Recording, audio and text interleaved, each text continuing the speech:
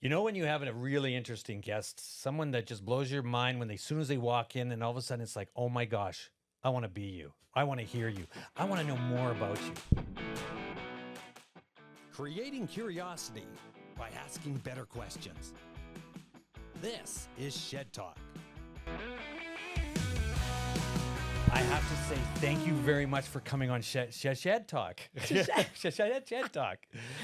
I am honored to be here. So thank you so much. And thank you for coming on, because it's interesting, because when you walked in here, the aura that you have, and there's people that have a really strong aura about them, that positive reinforcement, that mental toughness, that place of being, you have that. Oh, well, thank you. You're welcome. I'm just saying that because I can, because it's so true. And there's not too many people that have it. So I really want to get into more about the mindset that you have and begin. Well, I guess, do you want me to start right from Sure. kind of the beginning? So I grew up in Calgary, but was born in Edmonton. So I was told that's what I have to say. Right.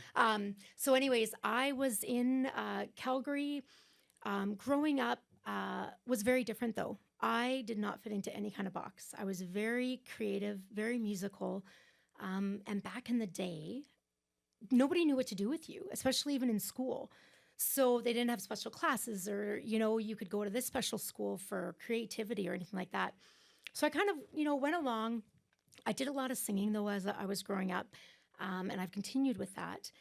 But once I got out of school, I knew I really wanted to work with youth. Youth was a huge passion for me. Went and got my psych sociology majors and a minor in music. And when I went to the schools to ask if I can go in and start working with the young girls especially, they told me I had to go back and get a teaching degree. And I didn't want to teach. I didn't want to go back to school. I was done with that at this point. So I ended up heading to Nashville for a little while, did some singing, did some recording, but then, of course, came back because life kind of moves. And as my father, being raised on the farm and hard work, you get your education, you get a house, and you go get a job.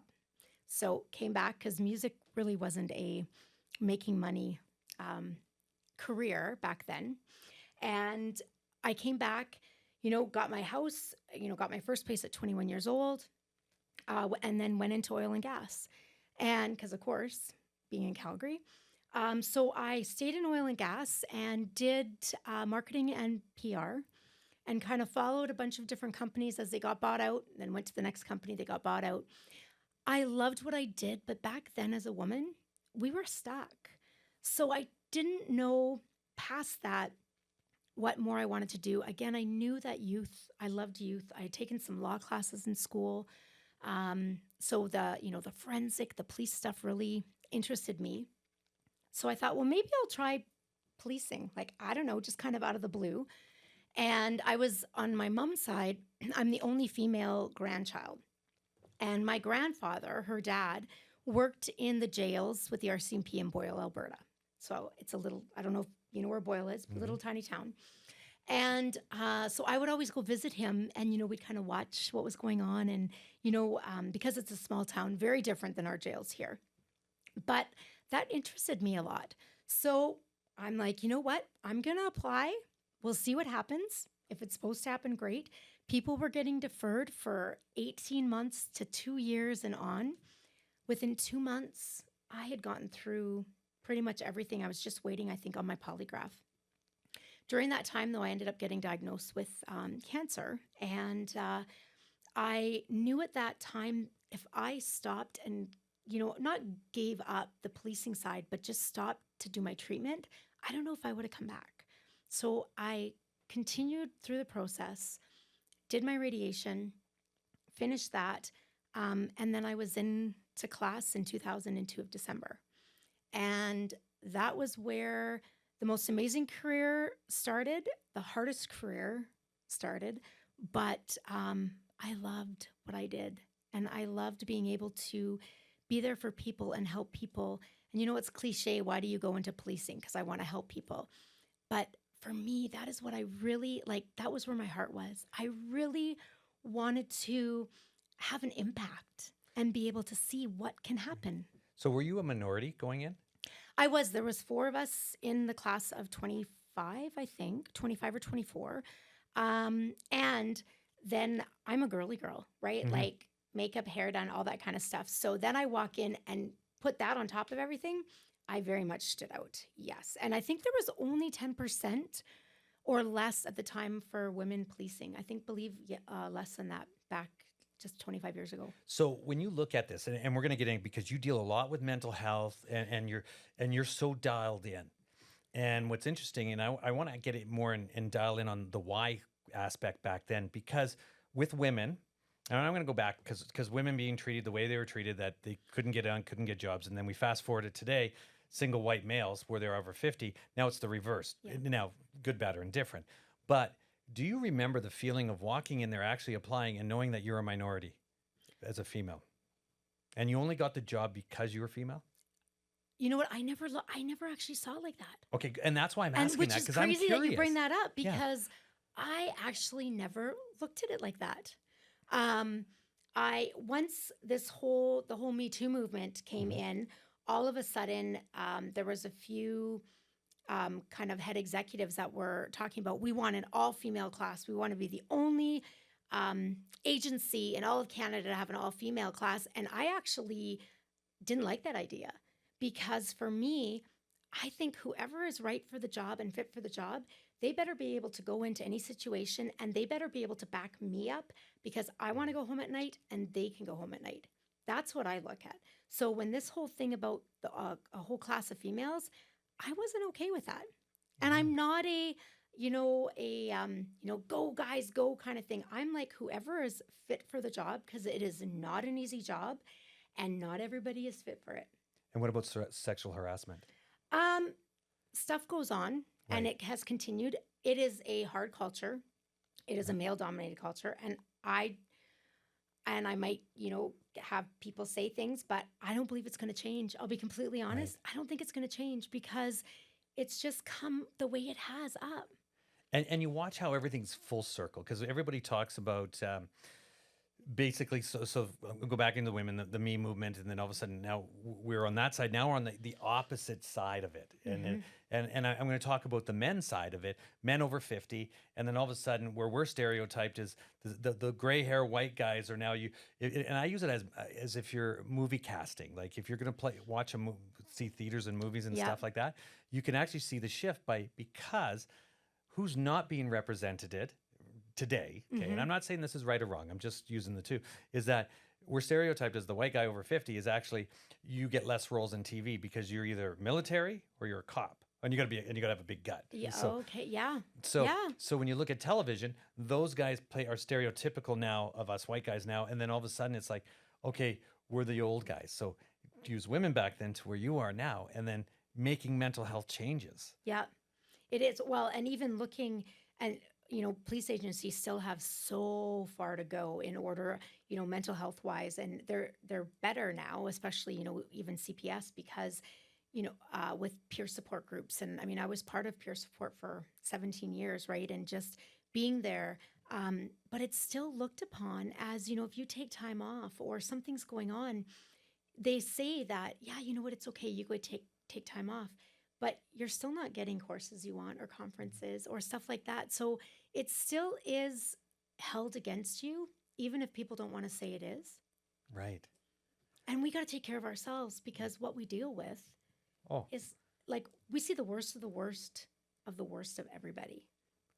And how do you, okay, so now you see the worst of everybody, because how many people actually know officers, police, women, men, whatever, and depression, suicide amongst men, and it's like PTSD. Yep. And then you're seeing, how do you handle that part of that operations?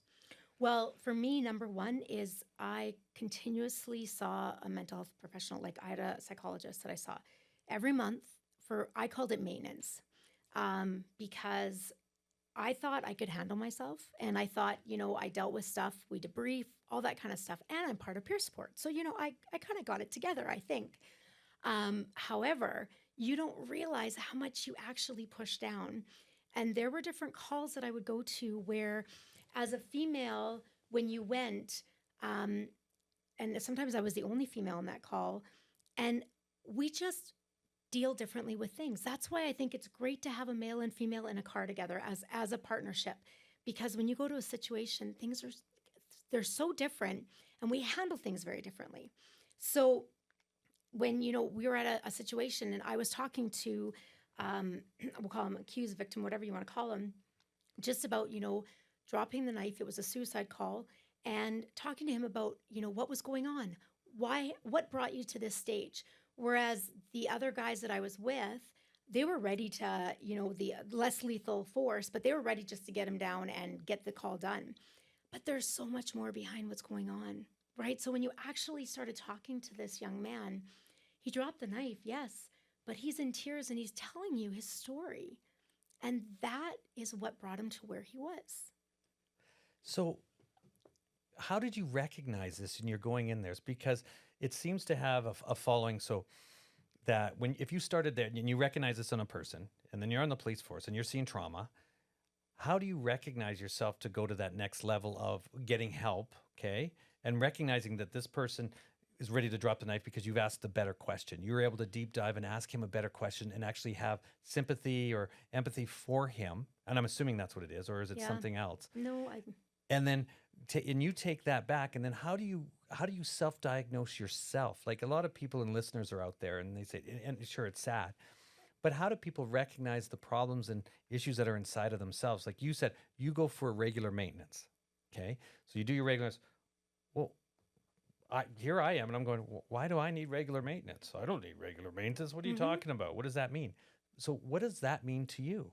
So other people would see that. Like, what does that look like? I think, well, to kind of go back, I believe that there's a gift inside of me, and I believe that's what it is. And the fact of just being able to feel and sense and some kind of discernment that I feel is there just when talking with people, or even, and my son has even said it, we'll be walking in a grocery store and right away we'll pass somebody and I'll just say to him, you know what, that person, like, there's something going on. I can just sense it. And my son's like, Mom, like, that's kind of weird, but that's just a part of me.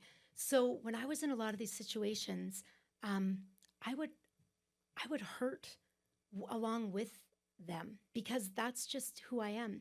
Now, not to the point where you're in tears and blubbering on the floor, but because, there's the boundaries that you have to have, but it's that sense of just that empathy of putting yourself in their shoes and realizing that, you know what, that could be you, that no matter what, and even when we look at some of the homeless and stuff like that, when you sit and talk to some of these people and their stories, they haven't all been homeless. There's things where businesses, like even with COVID, businesses went crashing. They turned into some kind of addiction. They're divorced. They got divorced. Marriages crumbled. Businesses crumbled.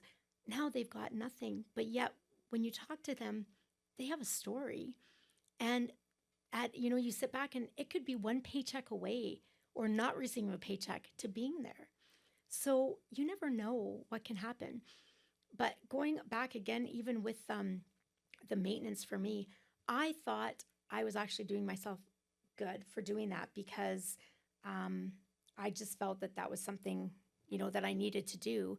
However, my partner in December of 2017, I think it was, when baby Eve was found in the dumpster in Bowness, that was our call. And weeks after that, he said to me, I don't think you're doing okay. I think there's something going on. And I didn't realize how much that call had affected me. And so, but yet I was still going on a monthly basis, right? So we don't know what actually is going on. And I think if we've had a lot of trauma in our younger years and we've been able to push so much down, one thing can trigger it. And it just becomes like the steaming pot where the lid flies off. And it could be the littlest thing. And how did he recognize that on you? Just like everyone else said, there's that one thing that they'll say, there's something you need to see help or whatever it is. And you were willing to even go to the next step. What was the triggering part? Yes, baby Eve, I understand that. But was there a triggering part inside that you did something different? I think for him, I think he saw, I just wasn't my happy, joyous self because I loved what I did. And, no matter, we could have the craziest calls and the longest nights and all that stuff. But I loved what I did. And I think that was the one big thing, is that he started realizing that the joy wasn't there. And he wasn't seeing that sparkle that was coming off of me. And then going to see therapy, and then that helped out for the next part. Yeah. And then that kind of, that helped. And I was able to talk about that stuff and deal with what I need to deal with at the time. So recognizing the change and shift culture-wise for yourself, and then doing this, and then what really got you excited and motivated? Yes, you love the police work. Then all of a sudden, you're working with the schools and the youth, and you're working with that, and then you're going to the next level. But then all of a sudden, everything starts to change. And why is that? Well, because now there's a book, The Youthful Truth, right? Tell me about it. So that book came from my time as a school resource officer. So I spent 8.5 years in the high schools here in Calgary. Started at Forest Lawn High School, kind of did the rotation around. That was my most favorite part of my career. The kids, I still am getting DMs from kids now, and they're in their 20s getting married. Other countries, they've got degrees. That, though, was it just brought so much joy to me. Those stories in there, the first 9 chapters, are stories from the kids themselves. They wanted to be a part of this book and to be able to help and have an impact out there.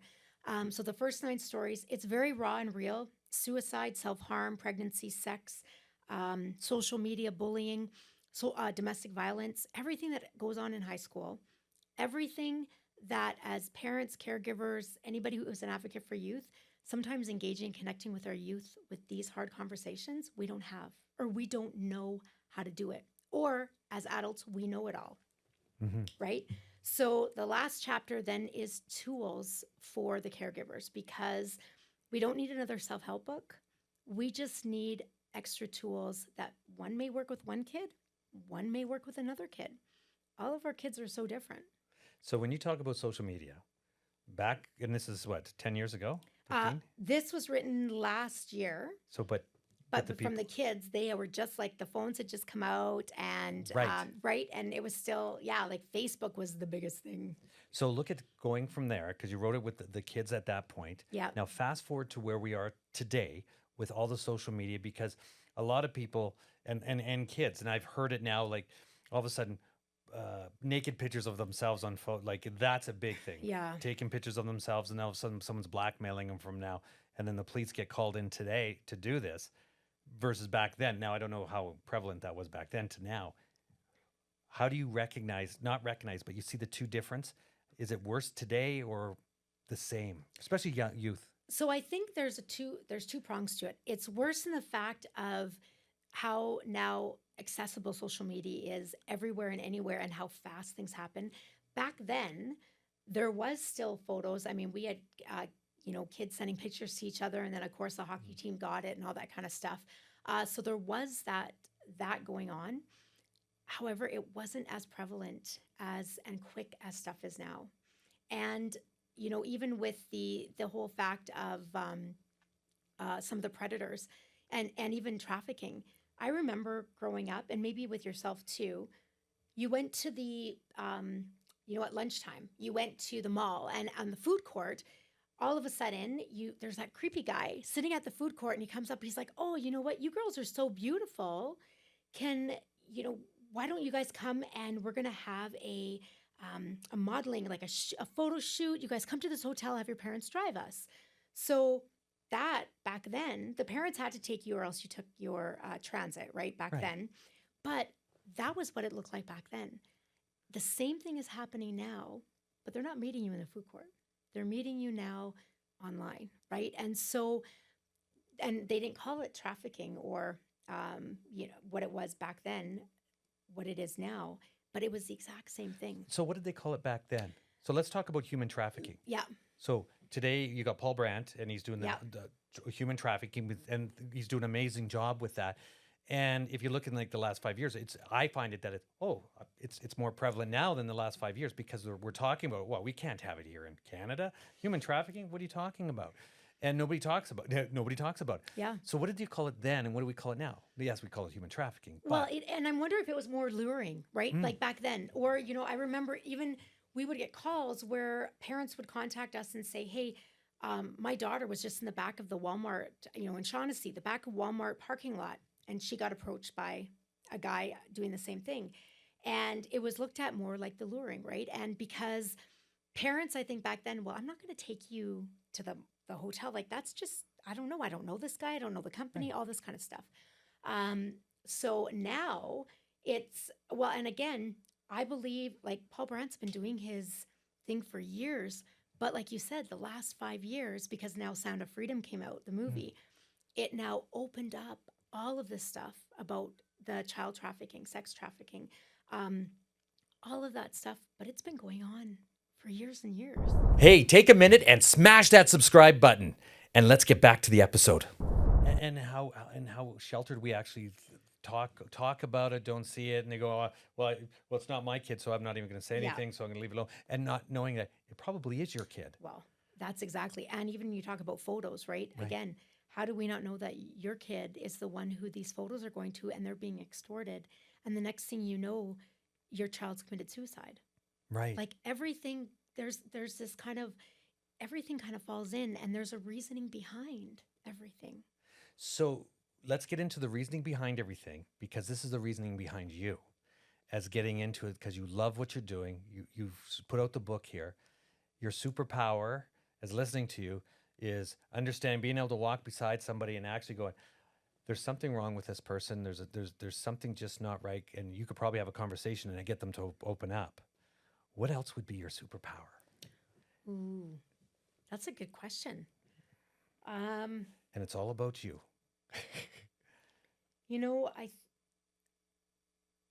For me, I mean, empathy keeps coming up, right? Like that whole thing with empathy is a huge superpower for me.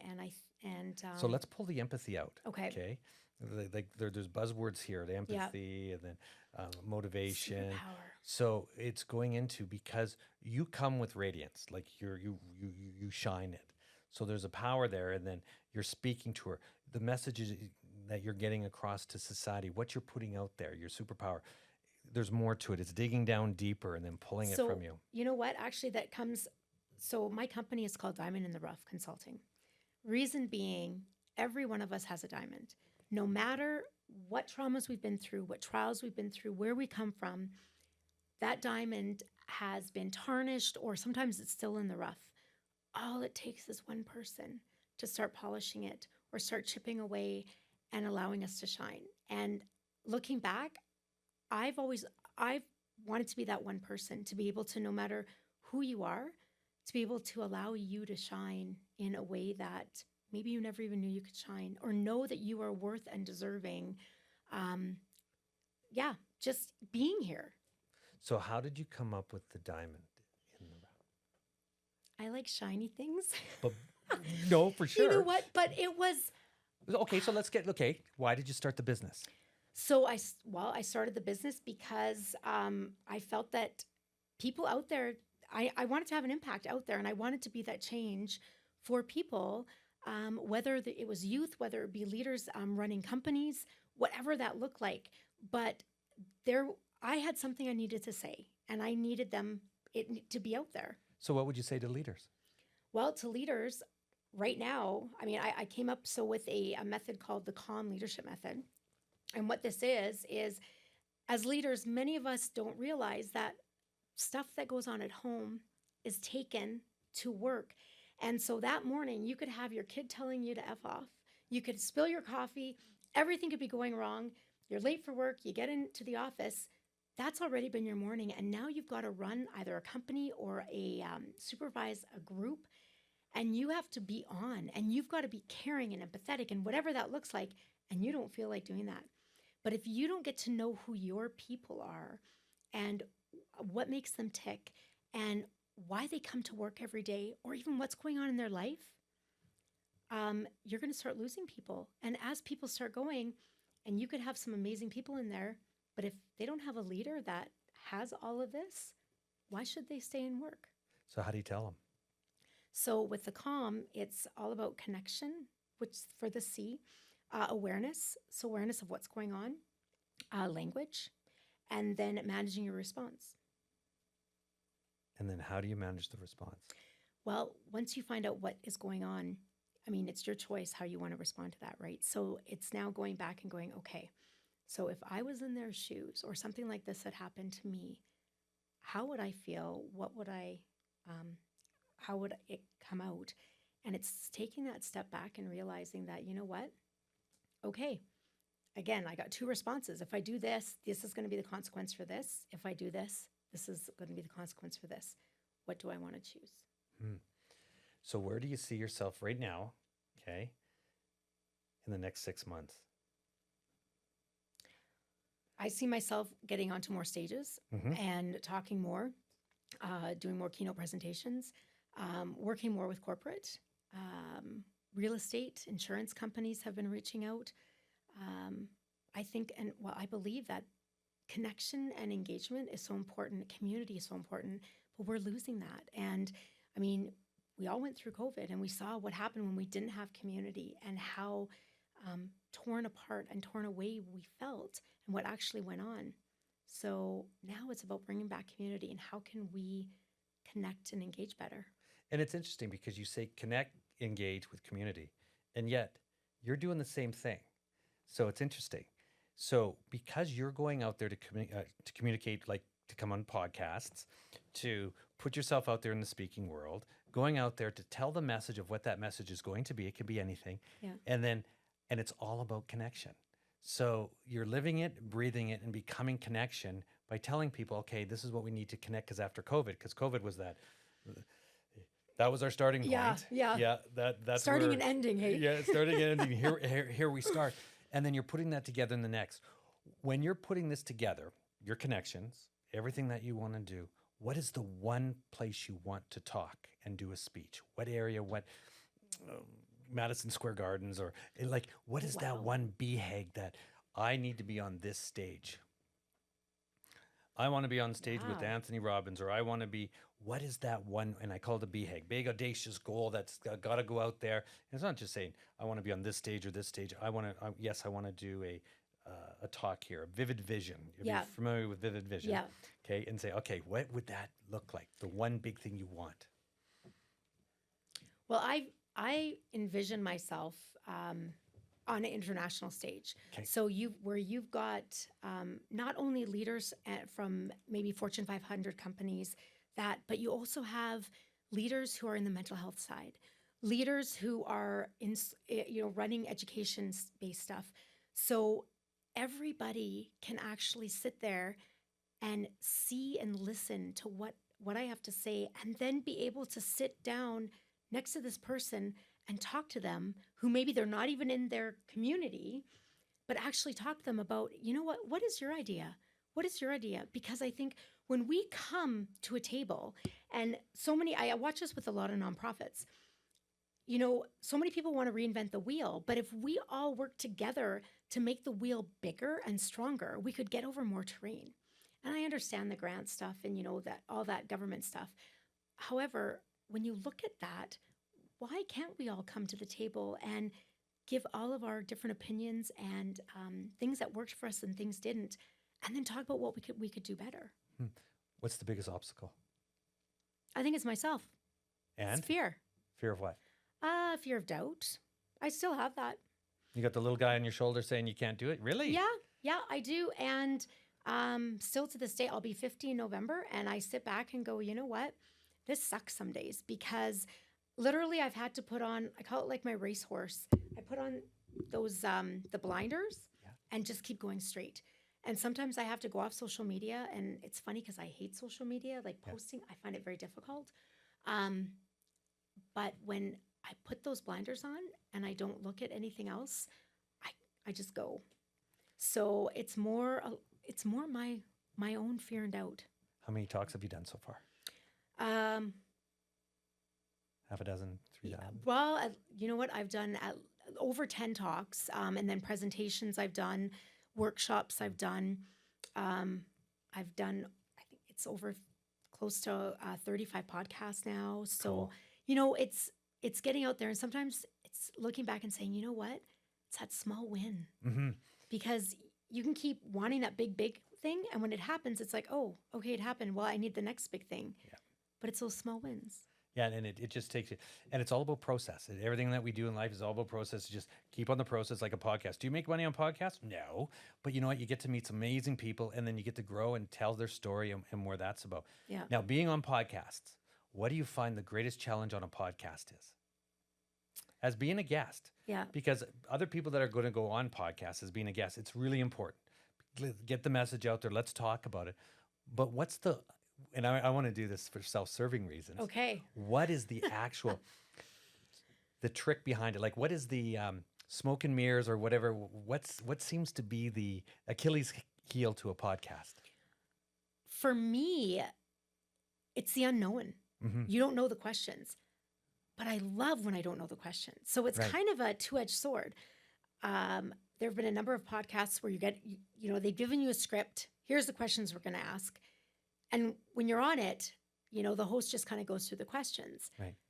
But when you're actually just organically talking about stuff and then it opens up another window and then a door opens up, that's what I absolutely love. Cool.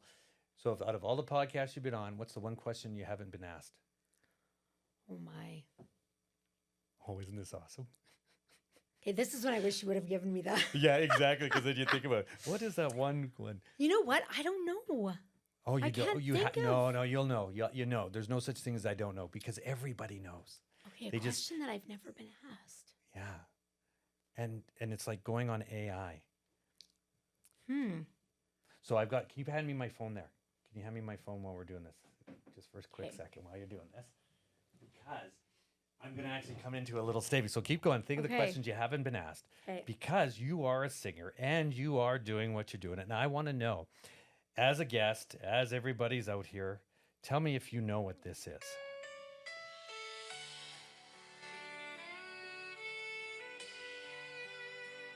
And you'll get to hear. It's a little slow, but that's okay. That's why we're on a podcast. In today's fast-paced world, leaders aren't just managing teams.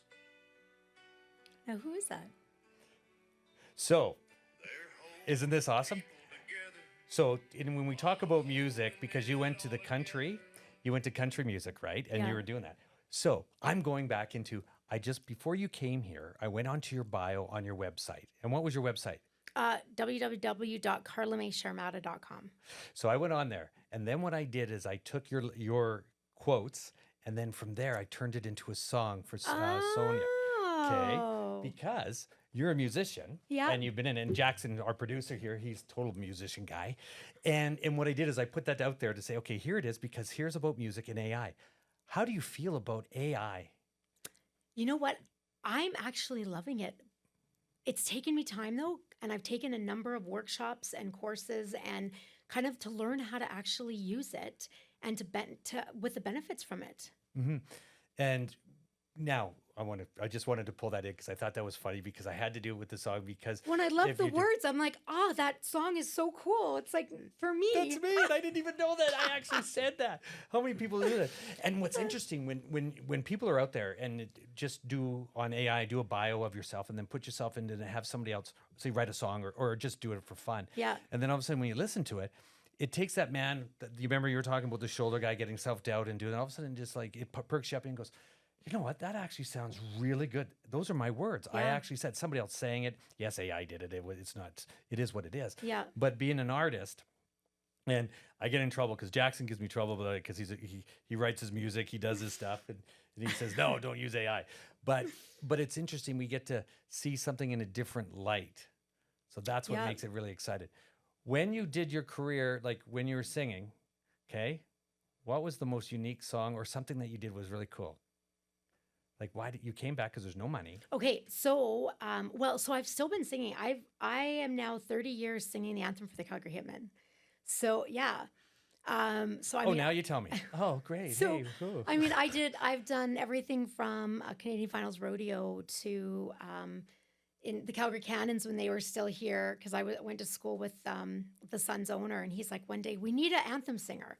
So I just started singing at the Calgary Cannons, and from there, somebody saw me from the Stampeders, and I went and sang at the in '97 at the Labor Day Classic game, and then started singing for Stamps, and then somebody saw me there and pulled me into the Hitmen. So the anthem has kind of been my little thing for years. But then in '95, sang backup when Celine Dion came to Calgary. So did that. You sang backup with Celine Dion? Yeah, we had a group of us that How were hard was chosen that? It was fun. It was interesting, and I love doing backup. I love, for instance, harmonies. For me, when you have amazing harmonies and you get just the goosebumps. What's a harmony? Well, when you've got I got to hear it. I don't know what it is. well, yeah, I can't do by myself. I need like 2 or 3 people, Jackson. right, Jackson? Yeah. But just Yeah. when the harmonies, Yeah. the blending comes together, and you get those goosebumps, that for me is amazing, and I love being a part of that. So I sing alto a lot of times, and so for me, having that harmony and being in the back, I love that. So you must see some amazing, or have, what's the best? Celine Dion, was that the coolest? It was fun. I was still younger, and you're just kind Yeah. of, you don't want to mess up and stuff. I was able to tour around with a group called Ireland Arise, and we went to Ireland and did a number of concerts and stuff there when I was, I don't know, 19, 20.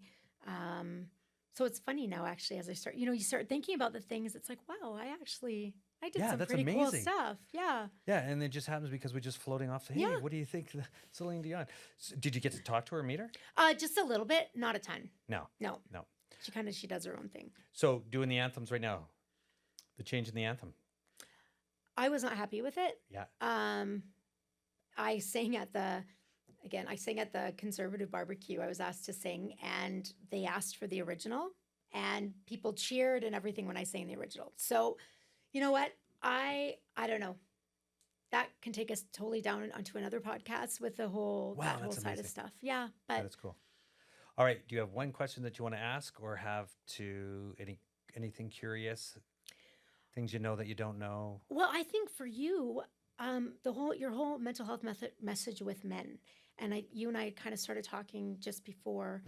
As a mother to a boy, and I was a single mom for a while. There's not a lot of stuff out there for moms and boys, or even dads and boys, and just the thought of how can we now empower our boys to become men, and how can we empower our men? Because again, with the Me Too movement, it came in and really crushed. I found, like, even watching the police, crushed our guys. And even opening doors, they were afraid to open doors because women were like, I can do that myself. Well, but that's not the point. So what's one thing that you can say to being able to help to empower our young men? One of the greatest things that I've learned in going through this, because with the shed and empowering young men, is actually to have a conversation with them shoulder to shoulder and not face to face. Because when you're having a parallel activity together that you're doing, and researchers have actually studied this, and actually have it while you're actually doing an activity. If it could be cutting wood, fishing, whatever that's going to be, sitting on a boat side by side, have the conversation while doing something else, and then all of a sudden they end up opening up. And it's interesting, young men and men over 50, and it hits that whole demographic. And Yeah. it's really interesting where it actually changes. Is just turn your body position so you're sideways, and then all of a sudden it's like playing darts. If you're playing darts with a guy, or you're playing pool and you're not looking at him, you're working under a car together, you find that they seem to open up and have a conversation. Women, totally different. Okay, they like to talk and do that. And we've noticed older men, and they just are by themselves. They're lonely, or they're broken away. So it's kind of like just the body shift, and just let's do an activity together. Let's not ask how are you feeling. Yeah. Let's say, why don't we do something together? And then just go for a walk, and then just we're looking in different directions, and you seem to open up. That's my suggestion about it. So I love that because, well, in the book, again, it's about connection, right? And it's coming into their space and giving them a safe space. And I love the fact, because I talk about windshield conversations. Again, you're side by side, Right. and nobody has to look at each other, but all of a sudden they talk. So I love it. Okay. That is amazing. Well, you know what?